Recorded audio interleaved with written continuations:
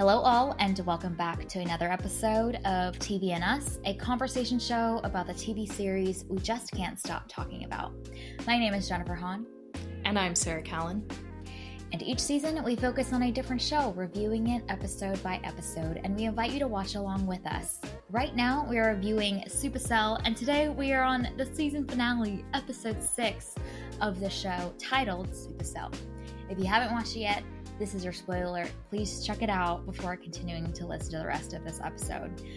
Okay, Sarah, kick us off with a summary for the season finale of Supacell. Taser and Sabrina both search for Crazy. Dion follows up on information about the missing girl. With powers pushed beyond their limit, the five must unite to save the ones they love. All right. And in TV and Us tradition, let's start off with our episode titles of choice for this episode, the season finale. Sarah, what is yours? Mine is Mutation. Ooh, nice. Yes, we shall get into that during this episode. My episode title is My Way. Yep, absolutely. Okay. Man, we made it. We landed here in the finale of the show. We have been so hyped for this, so excited, eagerly awaiting, looking ahead every week, wondering how this is all going to play out. And man, there's so much to discuss. A lot happens, and a lot of choices were made in the way that this season of the show has wrapped up. Sarah, I'm curious to hear your thoughts about this overall, and then maybe some of the specific things that really captivated your brain space during and after. Yeah. Like you said, there's a lot that happens in this episode. And I think I am just consistently impressed at this show's ability to make progress in a certain area and also leave room for more progress to be made. You know, nothing is really completed in this. And in fact, our heroes are in a much worse place than they were before. But we still feel as though progress was made. You know, like there is a conclusion of sorts to this part of the story.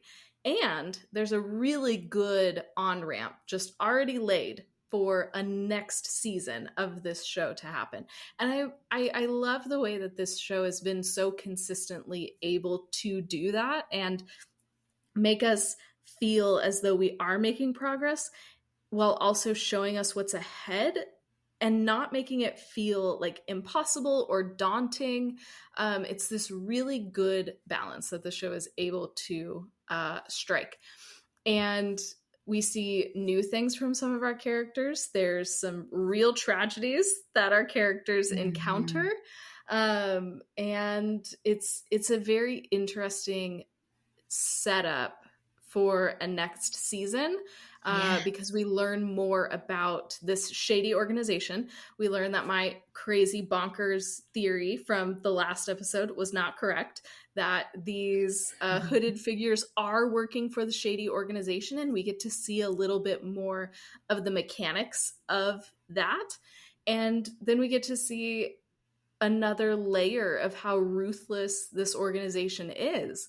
And so it's going to be really interesting to see if there's a second season, which there should be. Come on, Netflix, get it together. What that will entail, you know, and how are our characters going to change from season 1 to season 2 based off of, you know, their own grief and processing what has happened.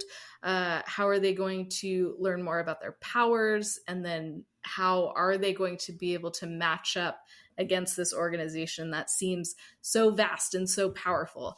I'm so curious to see what happens next. Like, come on, Netflix, it can't end here.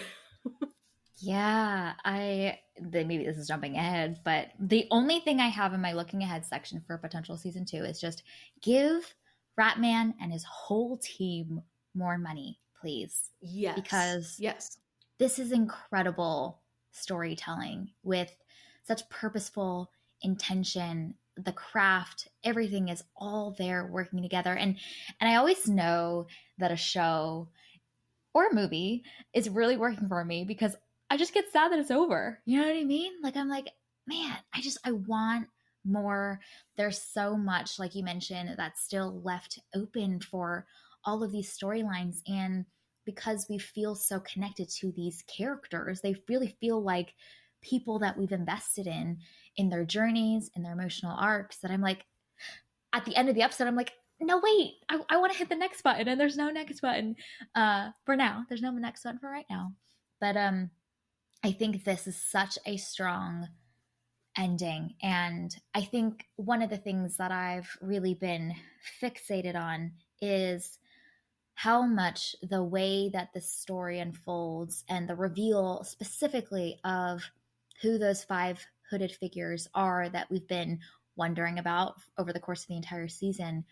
There's so much that's communicated and so purposeful about the dynamics that exist within our larger society that I just have been spinning my brains around and really thinking a lot about, because what's most insidious about this shadowy organization is that they're pitting people from the same community against each other. And I think that that aspect of the reveal of who these five hooded figures are, that it's Craze and some of these other folks maybe in his crew, or that are also Black people in this community that are hunting their own community, like that is such a intentional choice. And like we mentioned at the end of our previous episode, we were kind of bracing ourselves for this show and this ending specifically to give us those hard truths, but have them so woven in a story that like it fits, it feels inevitable, it feels like it makes so much sense for who these characters are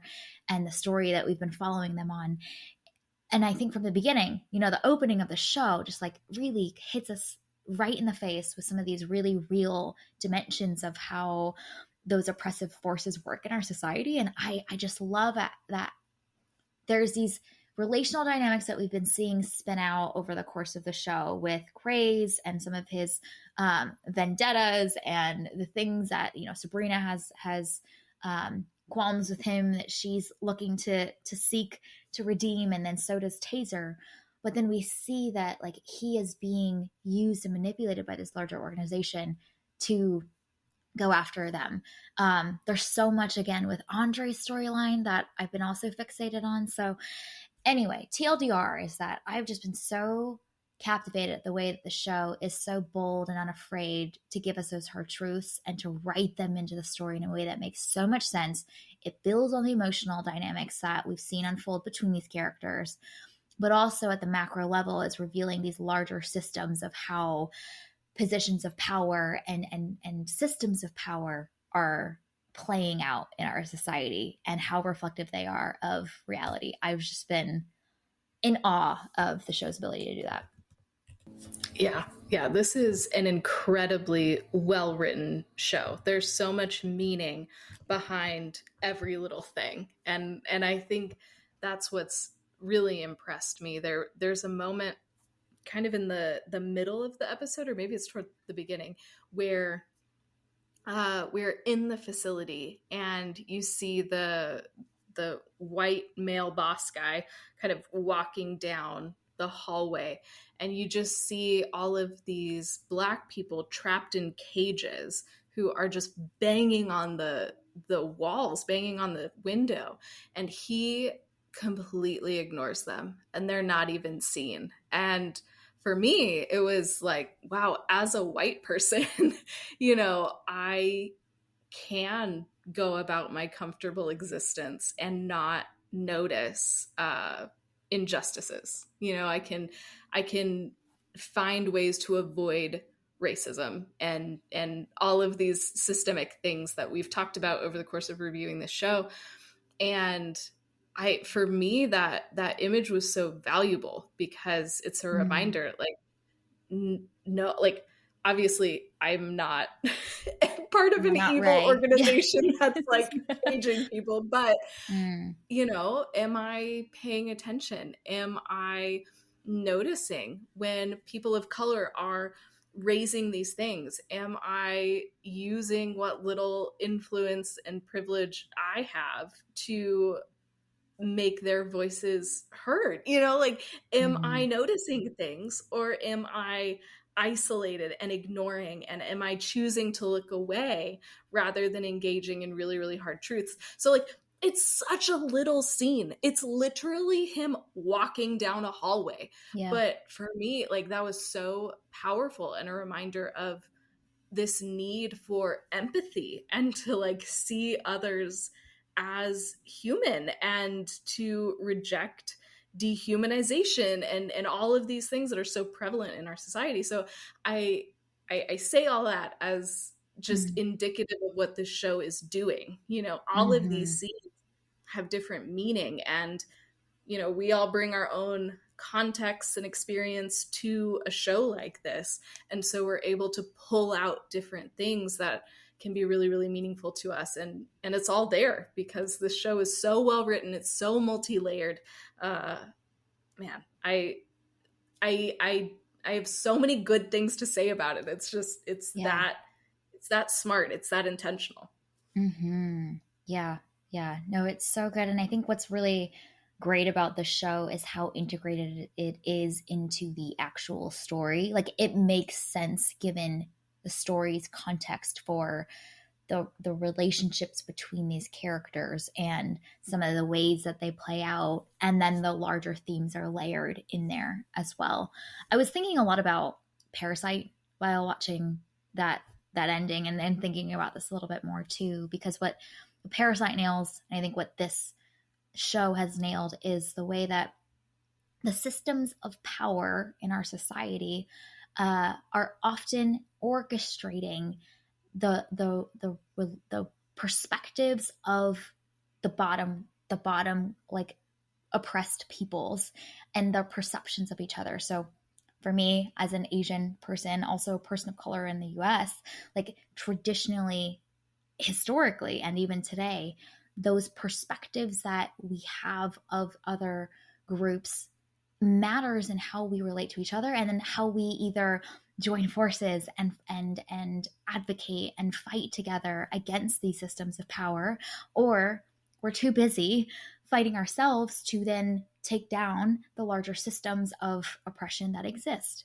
And what's really great about the way that this show is written is how much it showcases the way that the systems of power prey on the soft spots, the weaknesses, the natural need for survival and protection of your loved ones, and then uses it, manipulates that for their purposes. So I think that's why that whole sequence with Andre and the way that they threatened him with his son is so significant. And then later he says that to Michael, he says, um, Michael's asking him, when he stops time, and then talks to Andre specifically and asks him, like, what are you doing with these people? They're dangerous. And Andre says, that's what they said about you for.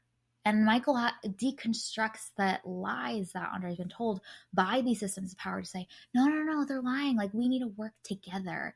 So that unity, that coming together in community, and being like collective against the systems in place is what we rest our hope on. And I think that's one of the things that was really neat about a detail that was explained by Ray at one point in this episode, where he explains like Supacell and how it's like a mutation from sickle cell disease.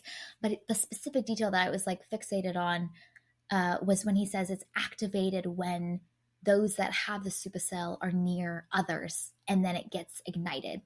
So it's dormant, but then when we come in contact with other people that have these abilities and these powers, then it gets activated. And so it adds color to obviously that whole opening, in the first episode, where we see all 5 of our superheroes and our protagonists like colliding with each other in these serendipitous ways. And we were talking about like, oh, how interconnected everything is and how small the world is and whatnot.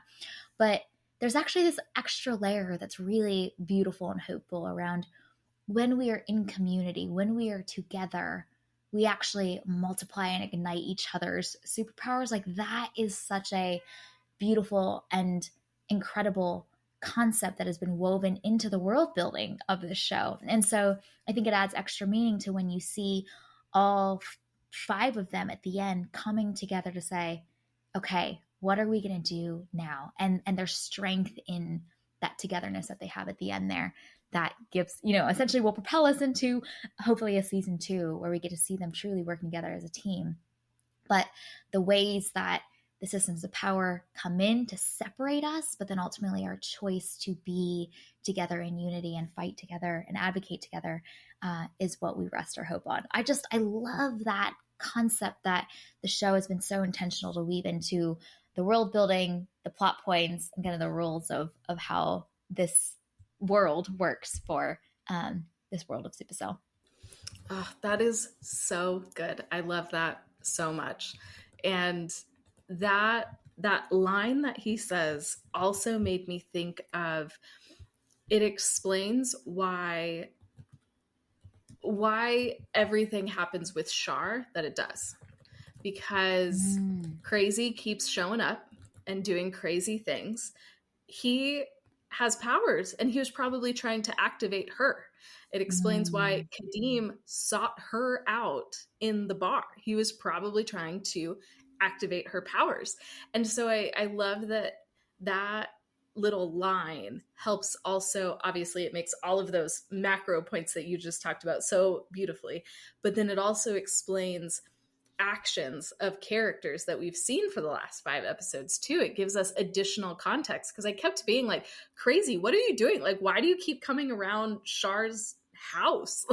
And then coming around and then doing things seemingly intentionally to make her angry.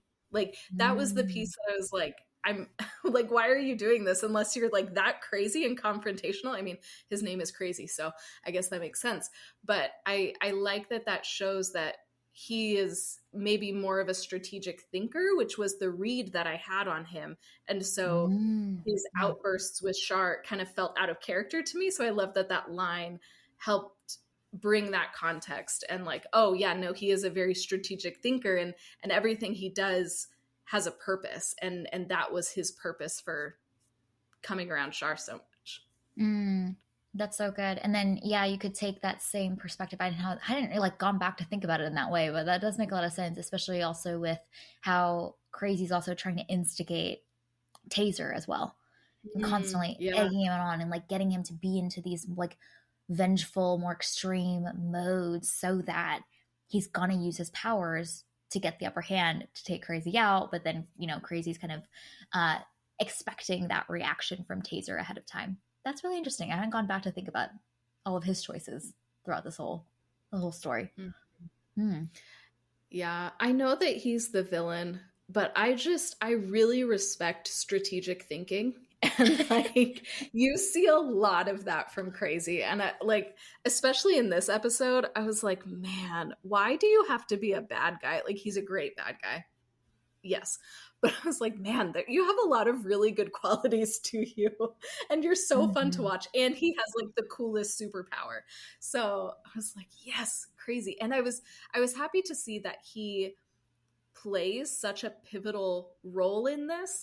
We talked about, I think a few episodes ago, Crazy seemed to be at the center of everything and almost have this center of gravity or this gravitational pull for a lot of these characters. And so it was really satisfying to see that he did have powers in the end, and he was pulling people's strings and trying to make some stuff happen. So that was really satisfying. He's a good foe for these heroes, and so that was just a blast to see. Yeah, you called that a couple episodes ago. You were like, I don't know, there's just something about him that he seems to be involved in a lot of these plot points. So I don't know, there's something there that they're going to do with him, and we get to see the satisfaction of that coming to fruition. What I love about the ending of this episode is that there's this denouement sequence that I think is so important to the point that the show is looking to make as well. So we get to see our 5 superheroes together again at the restaurant, and then it cuts to the title card Supacell, and then theoretically you roll the ending credits and the episode's over. But there's this whole, and I was looking at the time and I was like, okay, we have 6 minutes left. What's next? You know, we've shown the title card. What else could we do? And I think that ending sequence with Crazy back at the lair of the shadowy organization, and then seeing that he is employed and being used by the system, and seeing that like we've seen him, you know, like this with this swagger, and he is controlling and calling so many of the shots in the real world context, but like he is having to answer to someone and he is feeling pressured by them, and now because he hasn't delivered on his end of whatever deal that they made, he was expendable to them too. And so in a lot of ways, like, he is the bad guy, but he's also the victim of the system. Again, it's like everything pointing back to the larger system at play, and how quickly they were like, he is of no use. He hasn't been delivering on his outcomes and results. Therefore, he's out. And I thought that denouement sequence is so significant. It's kind of like the exclamation point of an already fiery episode, but that larger point and framing who Crazy is in context of the system, I think was so significant to the larger thesis of the show in general. So I loved that bit. I thought it was so important to have that be included and to end with that sequence. Oh, it's so good. Oh my gosh. And what I really loved about that, and is indicative of the show as a whole, is we see just how evil this corporation is, because they brought Crazy back to life only to kill him. Like, that is a level of evil that is off the charts. You know, you spend, because like this is a corporation, right, yeah. theoretically you would want to like allocate resources in the most efficient way possible, and they chose to allocate resources to revive him only to murder him to make a point. And that is wild to me. And I think that the show has done a really good job, because the organization is so vague, it's so shadowy, we don't know really what it is. Yeah. But we know that it's evil. And I appreciate the way that the show is constantly showing us the right clips at the right time so that we understand the foe, even if we don't understand the mechanics of what they're doing. We get who they are, and we get that they are evil, and that's what our hero is up against, and that's all that we need to know. And that little ending sequence does a really good job too of setting the stakes for the next season, because we know that they're keeping people in cages. That's bad enough. We know that they killed Taser's mom. That's bad enough. But then to see them take someone like Crazy, who has been such a loyal worker on their behalf, and then revive him and murder him in cold blood like that is another layer of evil that our foes, and like ruthlessness that our heroes are going to be up against in the next season. So how are they going to prepare to go up against that level of insidious evil?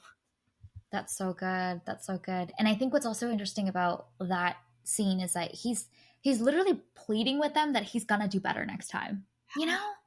So you're right. The level of ruthlessness is not like he's wreaking havoc or causing trouble for them. Like, no, he's literally saying, I'm gonna do better for you. I promise. Give me another chance.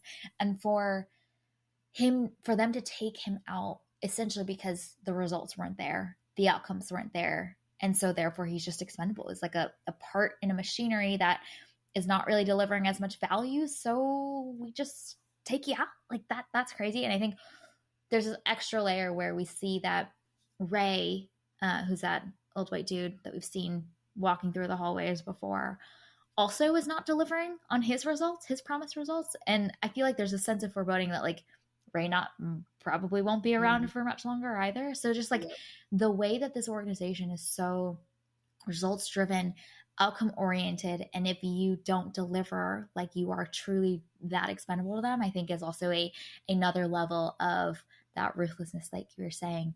And it adds some really great buildup too for season 2 of like, you're right, how will our protagonists that we're so invested in go up against an organization like this that seems to not have have any soft bone in its body at all. Cold-blooded.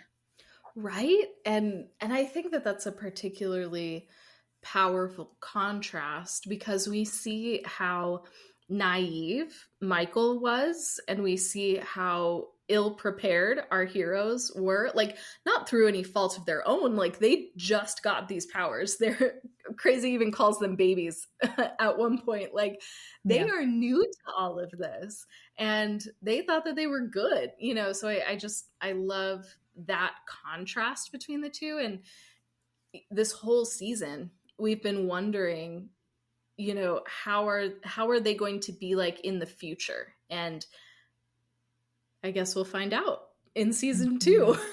Mm-hmm. Like, who do we talk to at Netflix to make a season 2 happen, because we need it. You can't end such a brilliant show like that. Like, this is a multi-season show. Just sign it up right now, give them money. Like, we want more Mm-hmm. of this.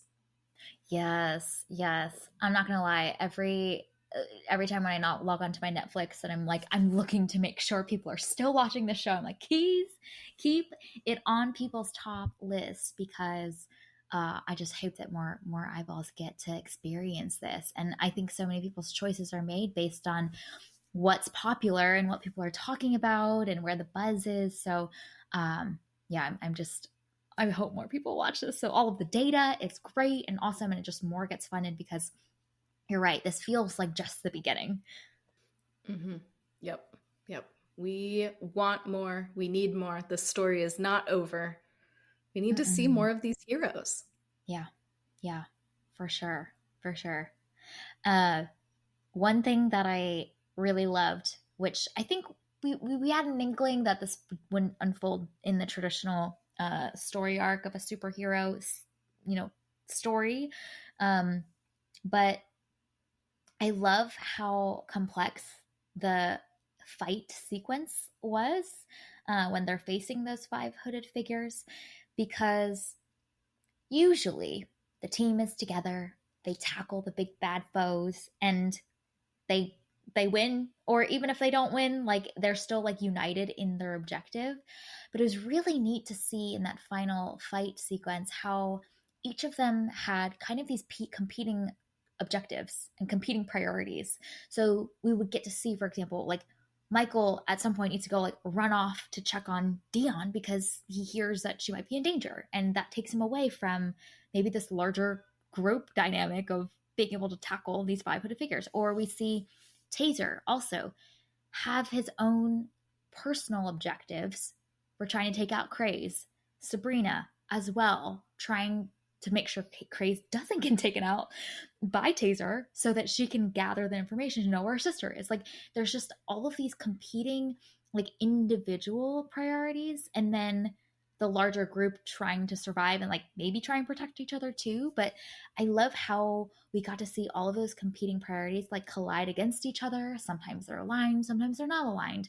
And I think that made for a really thrilling sequence of action because all of the characters are almost unpredictable of which ones they will lean into, and then how will their individual objectives collide with each other in ways that might be great for one character's objective but not for another's. So I think that was really a fascinating just like storytelling device for the characters themselves, but then also just to make that action really tense. And like I was on the edge of my seat because I truly didn't know what each of those characters would do at any given moment. I thought that was just a smart device to use. So I thought that was genius. And then I also love that by the end, Rod especially figured out that they could work together. And there's this moment after they had been kind of fighting on their own or doing their own thing where Rod is orchestrating him and Andre to kind of tag team to take somebody out. And I Mm. loved that moment. It's very quick. It's not like a long sequence, but it was cool to see the potential for what could be once they figure out how to work together and work actually as a team. And I really loved that it was Rodney who was Yeah. orchestrating Yeah. that. Because, like we talked about in a previous episode, I don't know, it might have been the last one, they all blurred together after a while. we talked about Rodney being the Mm-hmm. one who was bringing everybody together, and he was Yeah. using his character superpowers of being a connector. And then we kind of see that at the end of the fight, he is able to do that again and understand, oh, okay, if I combine my superpower with Andre's superpower, we can do even more. And Mm-hmm. I loved that he is able to see things and put things together in a way that maybe some of the other characters aren't as inclined to do. So again, in a season 2, I'm really excited to see how Rodney can use that kind of strategic thinking to bring the team together to make them even more effective. That's such a great observation. Yeah, and it's really, like you mentioned, poetic because we got to see that he was one of the key catalysts to bring the team together. And then he's now also figuring out how the team can work together in a battle sequence as well. And I think it's just really neat because he is, you could argue, one of the more unlikely of the 5 to be that person.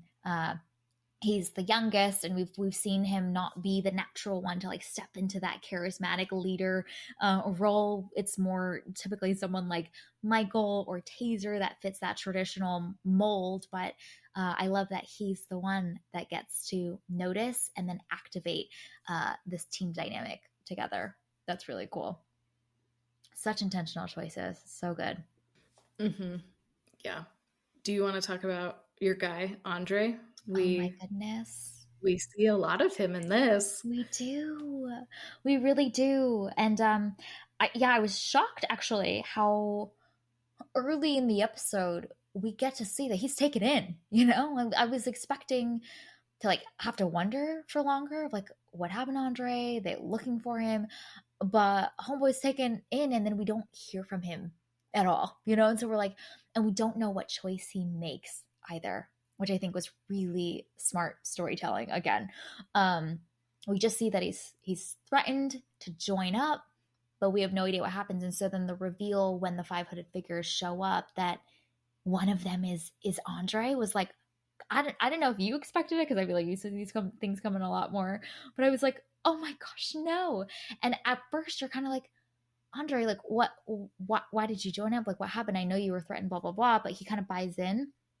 And I think I kept thinking about, like, of all of the characters to have chosen to be brought in and to have been threatened, because we see that they all have loved ones. Okay, so that's not that factor of like, okay, we need some device for the shadowy organization to blackmail him with, though they all have that. But I think what's notable about Andre is that he's never met any of the others in a context other than that one scene at the house, at the trap house.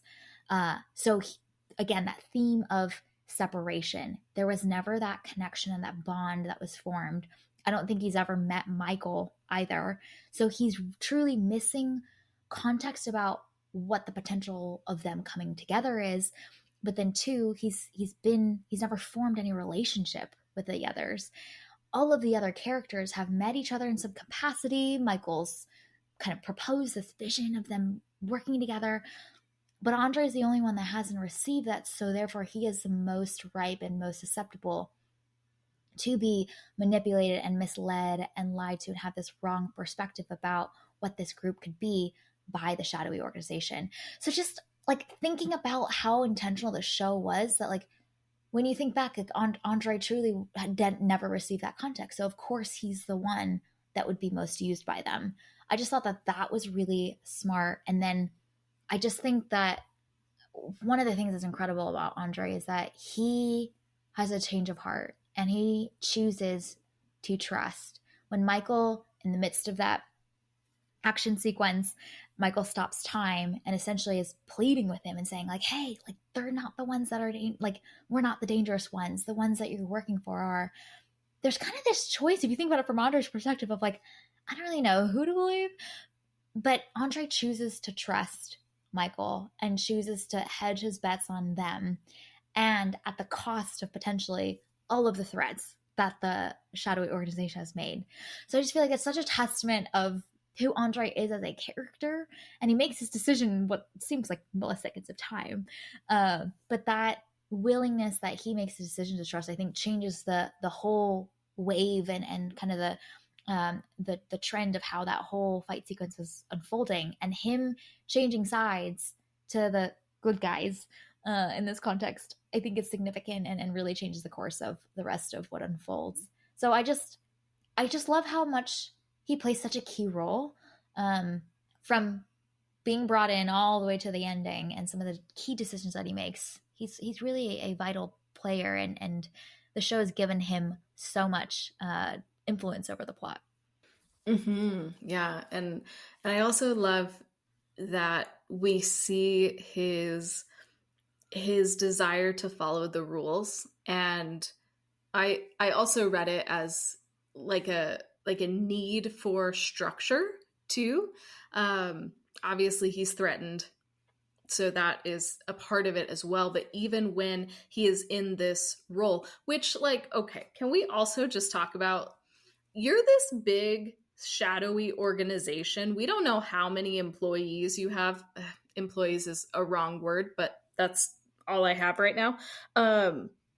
Why, if this dude, you just pulled him in hours ago, presumably, why are you already sending him out on a field mission? This seems like you are not setting your your employees up for success, which maybe they don't care about that, but I was just like, why is this his first mission? Like, why is he already on a mission? What is the training program? What are we doing here, folks?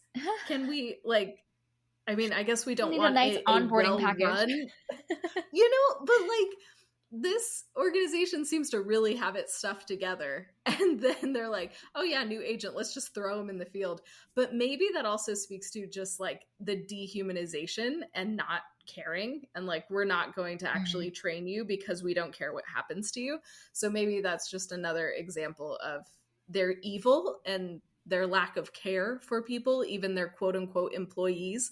Anyway, but I love that he, on his first mission, is trying to follow the rules. And he has some sort of information about what the rules are, what the boundaries are, and he's trying to follow them as best he can.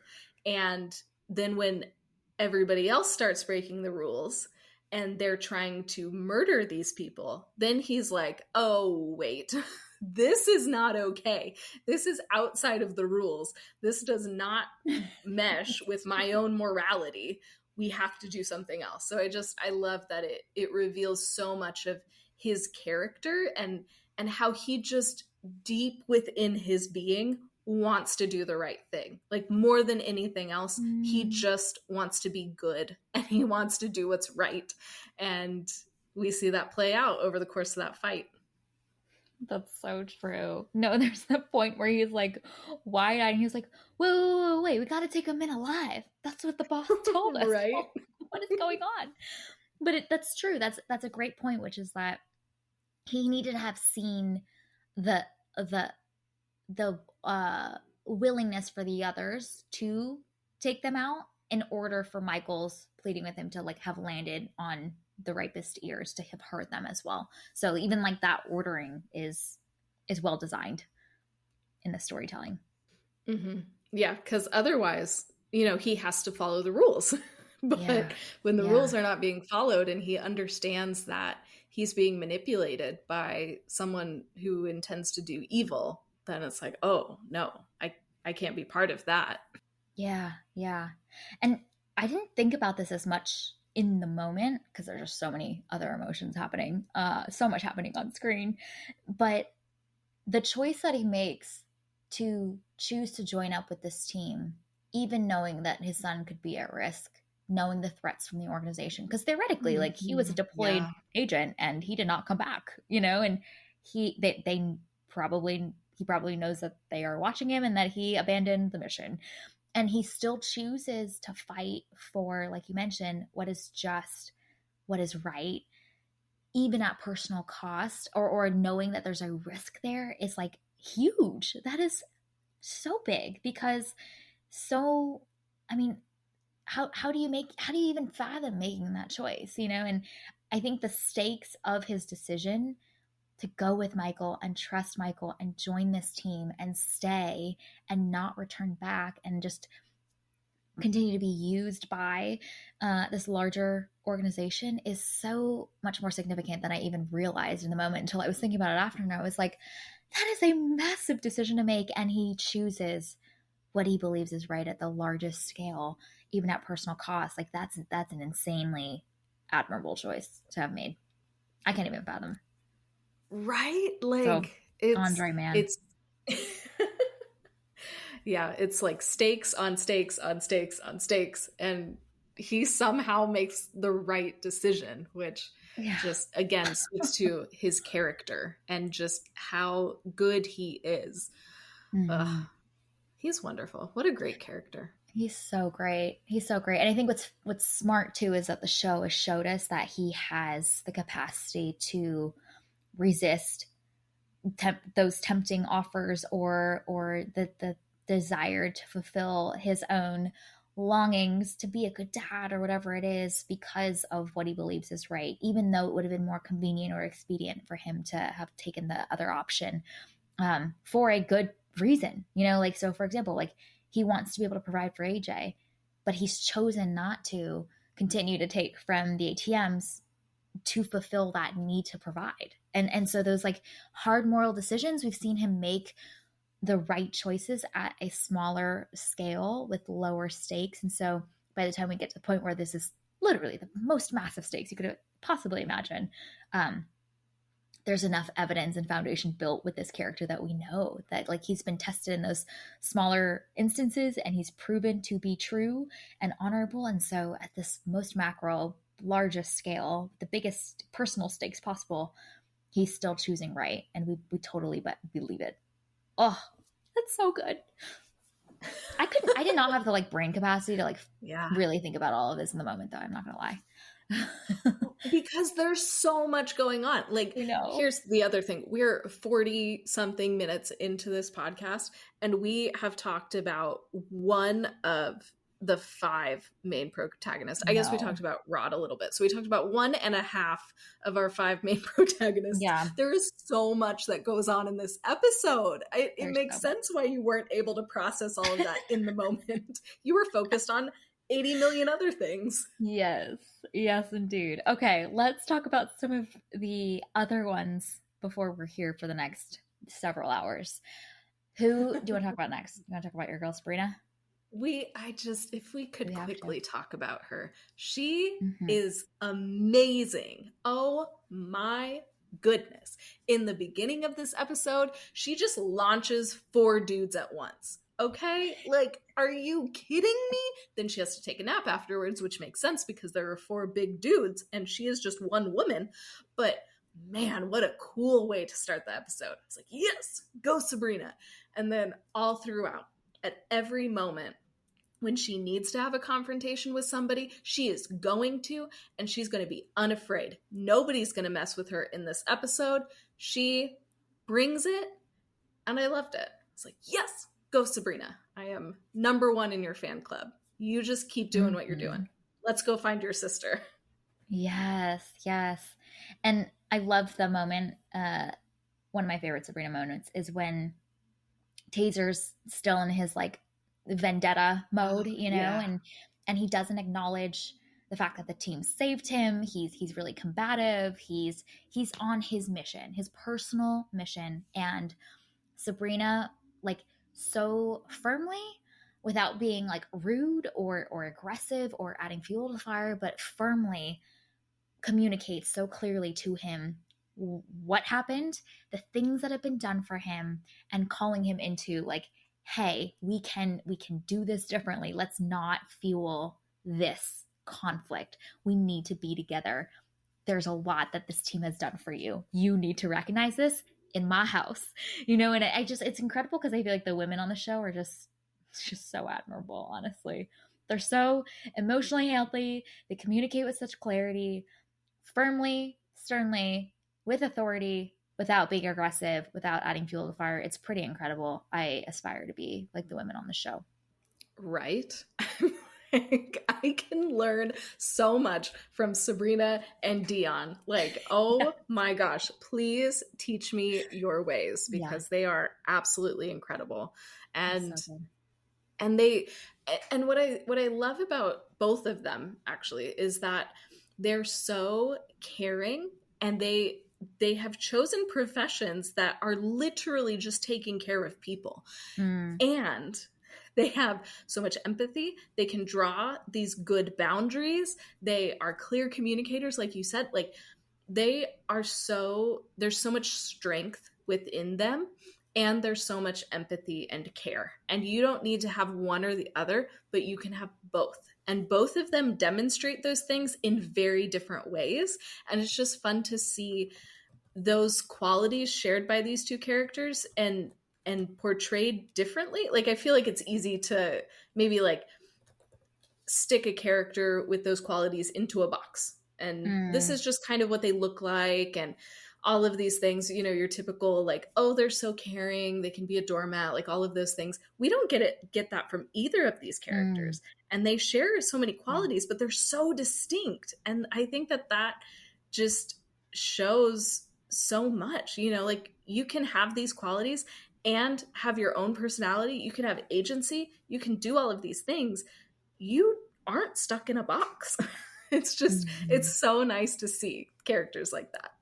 Yeah, yeah, it's really refreshing to see them operate in both modes too, and quickly between them. Like she is so uh, and warm and sensitive, and I think what's really cool is that we get to see how that emotional intelligence for her ability to be caring and empathetic and warm and sensitive is also the thing that fuels her to understand how to speak in moments that require that firmness and that sternness from her. Like she acknowledges how Taser might be feeling in that moment, but then also says it's not okay to lash out in this way.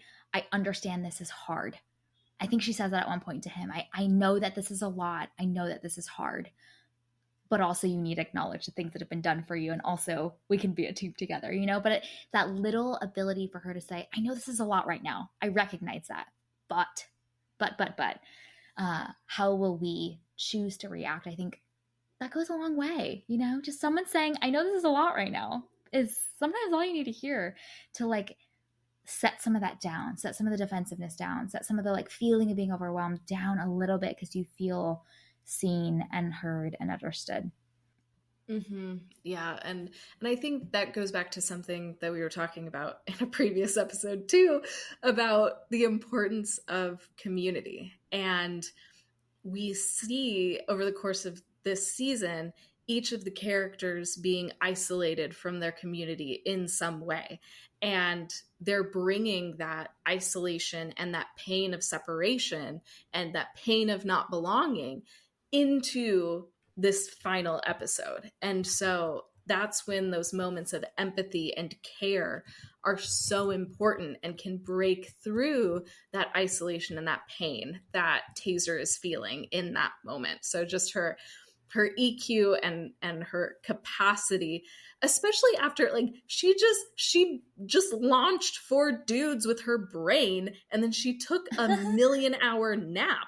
Like, she's probably hangry, she's probably sore, you know, all of these things, and yet she still has this capacity to meet him where he's at and truly see him, Mm, when he's used to probably not being seen, not just because he has invisibility, but because of, you know, his life and where he lives and his group of friends. He's probably been overlooked a lot. So when someone mm, notices him and sees him and is able to speak into him, that probably has a lot of value, and she's able to do that in that moment.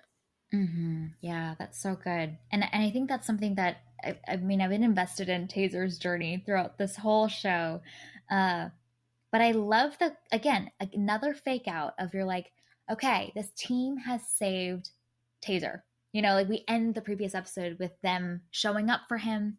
The beginning of this episode, they save him and fight for him. And so you're like, okay, they're going to become a team now. And I love that the show's like, it ain't that easy still. Like he has always been in survival mode from a lot of his experiences that are insinuated from his childhood, the feeling of abandonment, the survival of just being in his community and his crew, feeling the need to earn. that power and respect out of survival again, that he is going to still be in his tunnel vision because he, again, out of his care also for Tiny and the vengeance that he has, he's single-minded in his perspective right now. So it's not always going to be that easy for him to set some of those things down so quickly to be able to like join in on this team of like random new people that he literally doesn't know at all, when he's still in that mindset. And I love how much the show fakes this out again, because I was expecting like, okay, final episode, this is where they become a team and they go off and do their big amazing things. And I love that the show continues to say it's not always that easy, and that's okay. We eventually will choose each other, but sometimes it takes some time to get there, and it's a journey, and we all are carrying our own stuff into these places of community, and we're messy and we're human, so it's not going to be smooth and beautiful and amazing for us to choose each other and to choose community.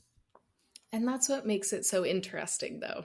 Like we talked about with that fight, the fight was so interesting because we had all of these competing agendas and competing goals, and they didn't know how to work as a team.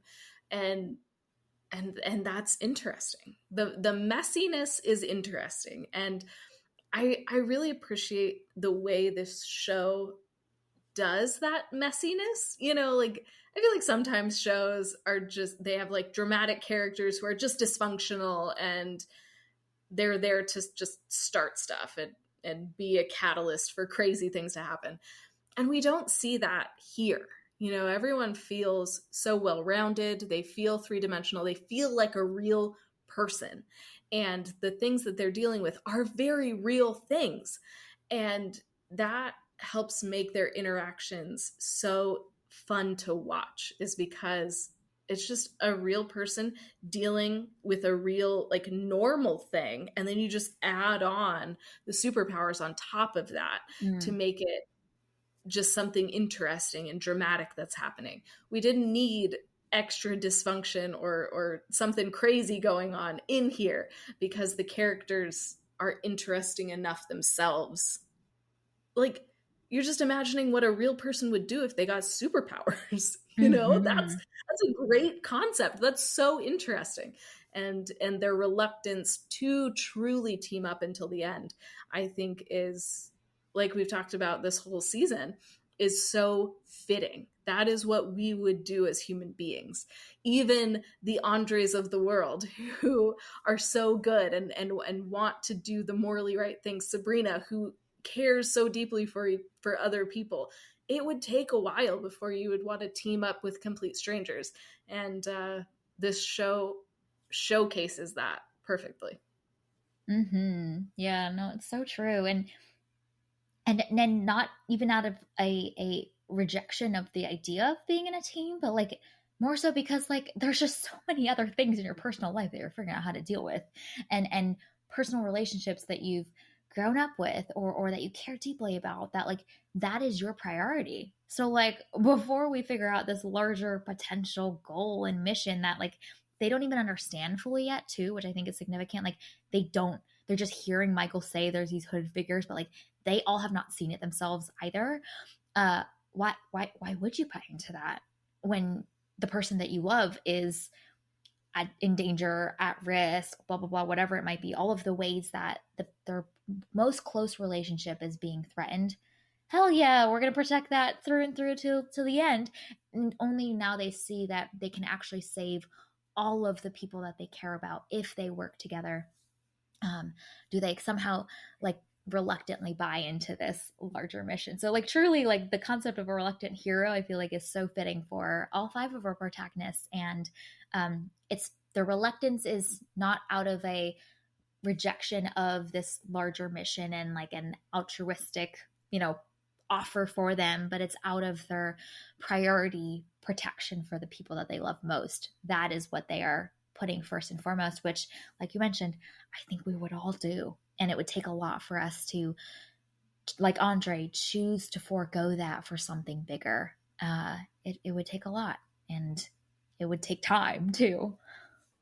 Yeah. And sadly, didn't work out great for one of our heroes and their loved one. Yeah, I know. Oh my gosh, that was so hard to watch. Yeah. My goodness. Oh, yeah. Well, I mean, one of the things that I appreciate about the way that that unfolds is that we don't see Michael make an active choice to like sacrifice Dion for the team or whatever it is, right? Like he kind of it really is a tragedy because he didn't know what was happening when he reversed the time. Uh so I kind of appreciate that we didn't write this like overly rosy view of like, yes, it was a tragedy, but like it was for this larger mission and like look how amazing and awesome like our character is, blah blah blah. Like no, it really was like we're babies to our powers and we don't know all the stakes of how it all unfolds.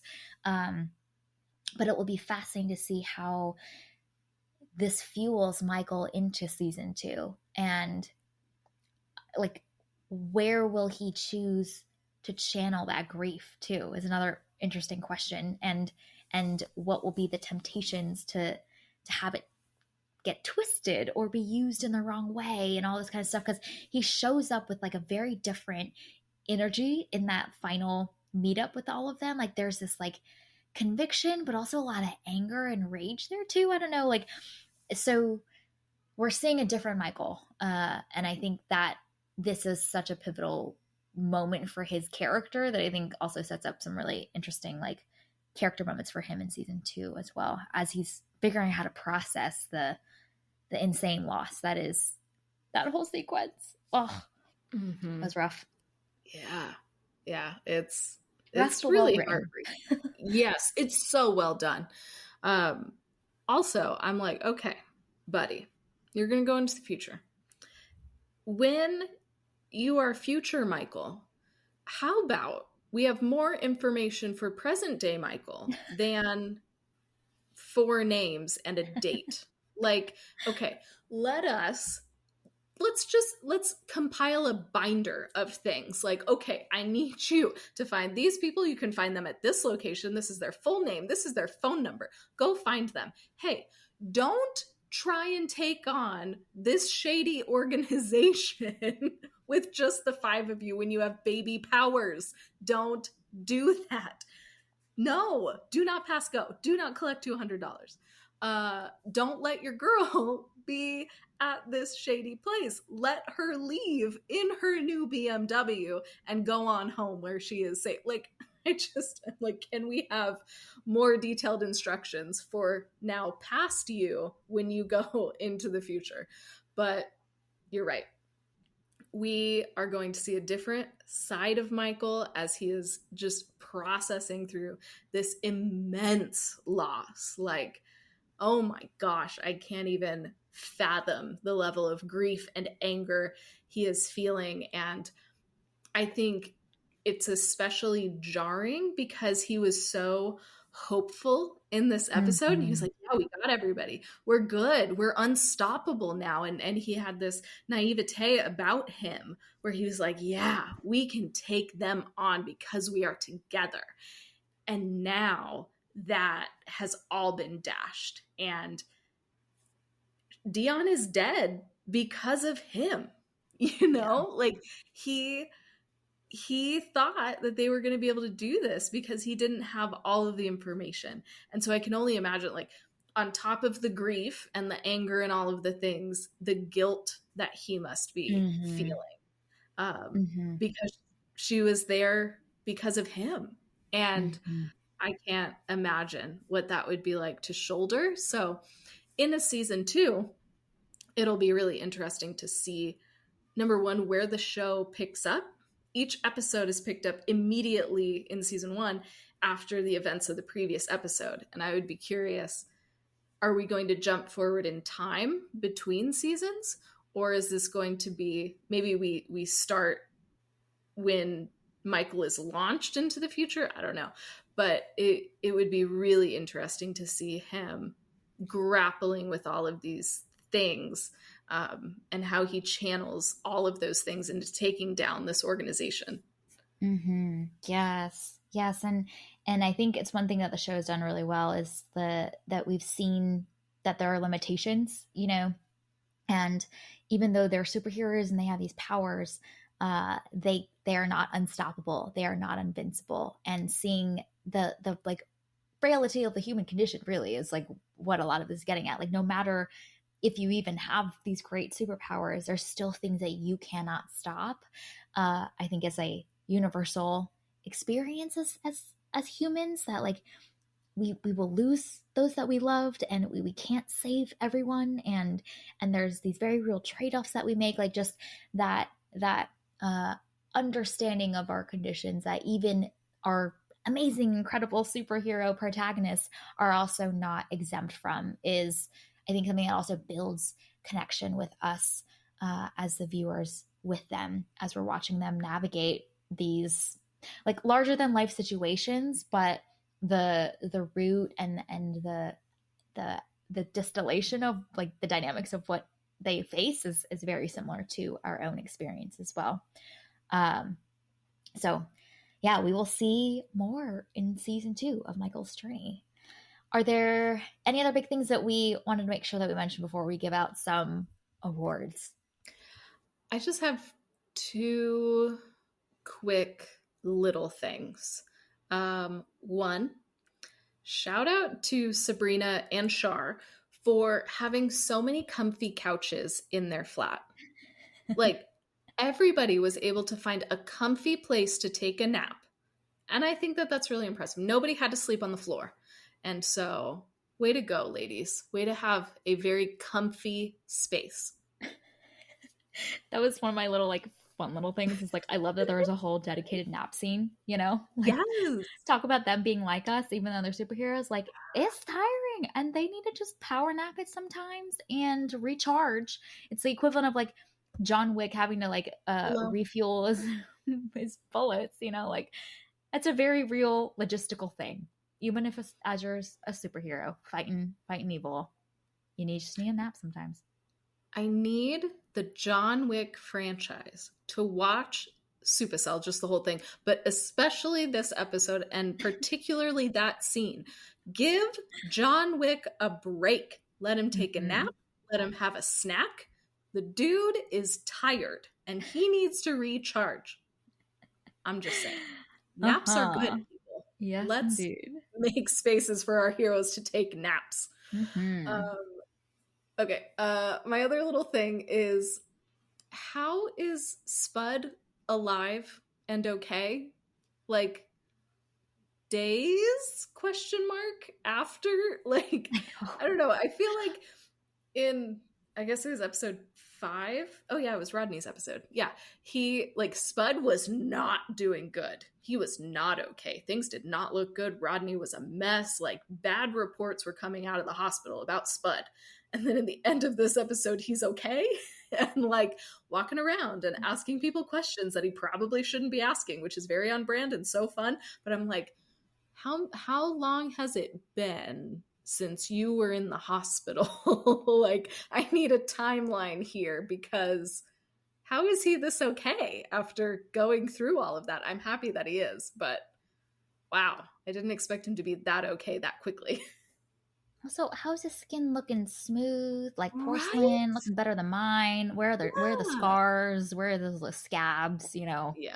He got his face beaten in. Like you do not heal that quickly unless Rodney's got some like healing because Rodney has self healing powers. But I'm like, Yes. is he developing new ones that we didn't know about? Where he Yeah. can heal others, like that little girl, like Jasmine. Mhm. I don't know, That was man. my question is because that's the only way that it would make sense is Yeah, if Rodney somehow was able to heal other people too.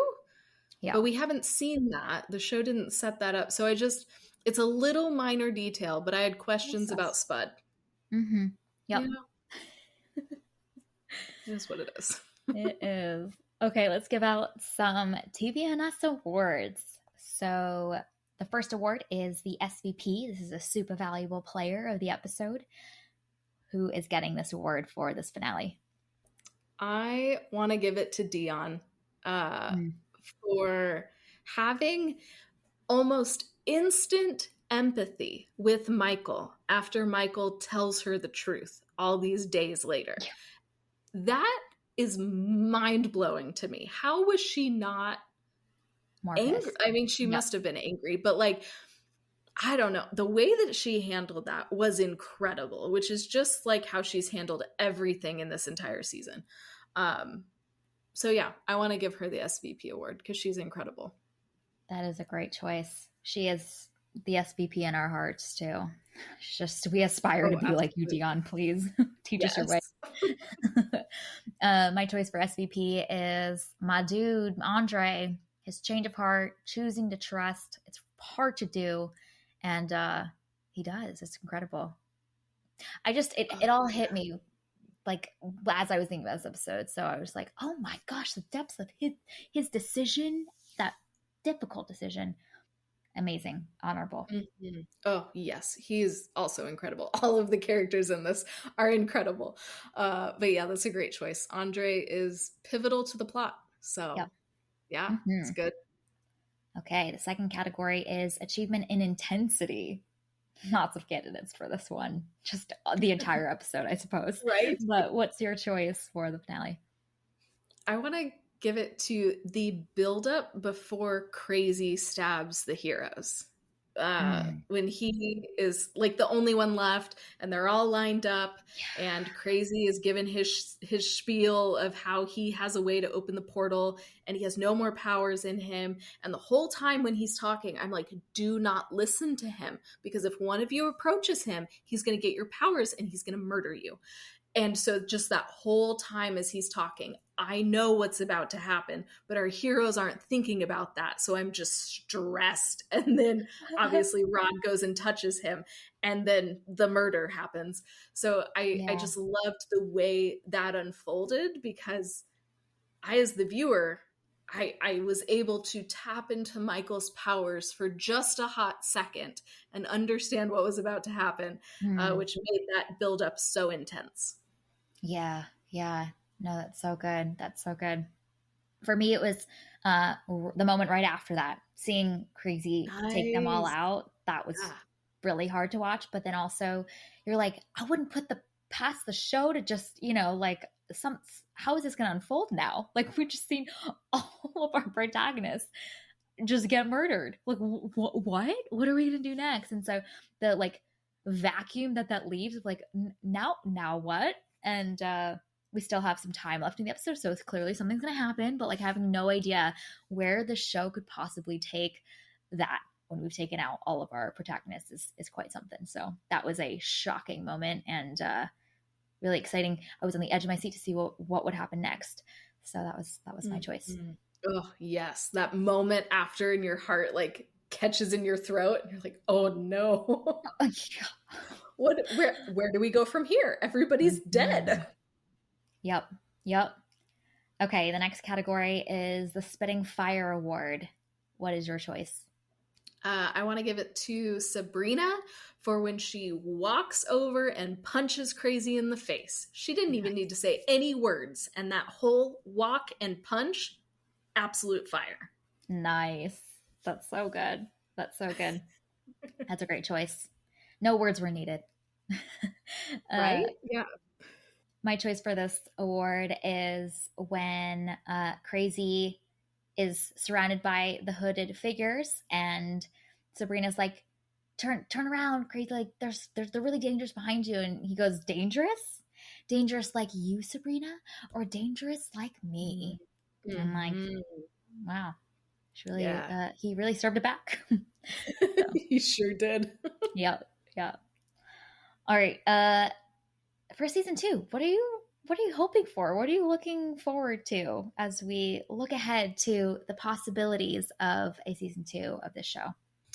Oh man, so many things that we already talked about. I'm excited to see them continue to learn how to use their powers and control them, and I'm curious to see if there are other things that they're able to unlock, because Rodney will be able to like manipulate electricity in the future, things like that. So like, are there other aspects to their powers that they can learn about as they're training? I want to know more about the shadowy organization, and particularly its connection to the Sickle Cell Center. Obviously, it makes sense given that Supacell is related to sickle cell, but I'm curious, like, how intertwined they are, especially the big boss of the shadowy organization works for the Sickle Cell Center. That's really fascinating, so I'm excited to learn more. And honestly, a lot of times I'm annoyed when shows or movies bring a character back from the dead, but I wouldn't be annoyed, I don't think, if they did that with Dion. So Yeah. I just want to throw that out there into the universe. Dion is incredible. Obviously, her death is a great motivating factor for Michael, and that'll mean a lot of interesting things for his character. But if there is some way that we can bring Dion back in a non-cheesy, non-cringy way, I would really appreciate that because she's great. Yes. +1 to a lot of that. Honestly, my answer for this is just like everything. I just am so intrigued to see what this creative team creates next. And it's so purposeful. It's so intentional. All of the details are designed so purposefully. And the way that they have unraveled this story for us and led us on this journey that has been such a thrill ride, so entertaining, but also there's so many larger themes that have been integrated in, is like my favorite kind of storytelling. So I just am so excited to see a season 2. Please fund this, Netflix, and get it onto the platform because we are here for it. And it's been so fun to get to talk about this show and bring hopefully more eyeballs to it, and just us gushing about it and raving about it hopefully helps, create a couple more data points in the next Netflix algorithms that be, and the data sets that be, to showcase how this is resonating with people, and should be funded. So, all right. Well, this was our review and discussion of the season finale for Supacell. You can find it available to stream on Netflix. Thank you for listening to today's episode of TV and Us. Our name sums it up. We're big fans of TV and the powerful ways we can connect with each other and the world around us. This podcast is about all of us and our shared stories, so everyone is welcome here, and we're so glad you spent time with us today as we continued our journey through Supacell. You can subscribe to this podcast on Spotify, Apple Podcasts, or wherever you tune into your favorite shows. Drop us a rating and review, letting us know your thoughts about this explosive finale. You can connect with us on Instagram, Threads, and TikTok at tvnspod, or you can email us at tvnspod@gmail.com. We will be back soon with more TV and Us. Rest assured, we've got more cooking that's in the pipeline. So we will be back soon with some more TV that we're going to get to dive into together, and we hope you come back for more. In the meantime, we hope you have an amazing week, and we're excited to talk to you all again pretty soon.